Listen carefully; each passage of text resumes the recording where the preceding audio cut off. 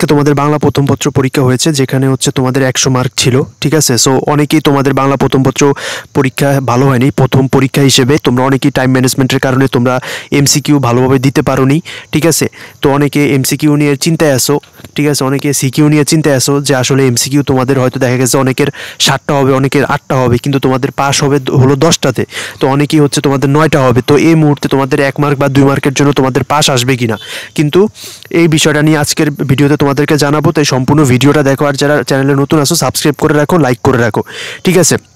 তো সিকিউর বিষয়টাও তো ক্লিয়ার করে দিব, যে সিকিউতে যদি ধরো তোমার এরকম আসছে যে 21 বা 22 আসবে, 1 মার্ক বা 2 মার্ক, এক কথা হচ্ছে 1 মার্ক বা 2 মার্কের যদি তোর জন্য তোমার পাশ আটকে থাকে, যেহেতু প্রথম পরীক্ষা তোমরা অনেকেই বুঝতে পারো নাই, যেহেতু জীবনের প্রথম পরীক্ষা, অনেকে হচ্ছে টাইম ম্যানেজমেন্ট করতে পারো না, এই জন্য হয়তো সবগুলো প্রশ্নের উত্তর দিতে পারো নাই। সো এখানে তোমাদেরকে বলে রাখি একটা বিষয়, তোমাদের হচ্ছে 2টা বিষয় মিলিয়ে পাস, বাংলা দ্বিতীয় পত্র এবং প্রথম পত্র।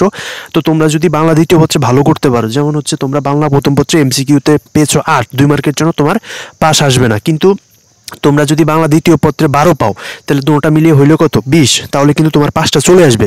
তেমনিভাবে সিকিউতে একই হিসাব, 2টা মিলিয়ে পাস।